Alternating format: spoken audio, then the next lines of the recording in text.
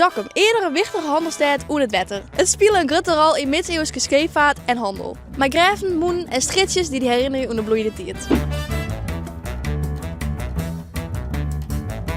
De bouwwerken bij de oude verdedigingswalm van de stad. Online in de 16e en 17e eeuw om Dokkum te beschermen tegen zijn vijanden. Ziewillig bij de bouwwerken de grede kuiroute om het centrum heen.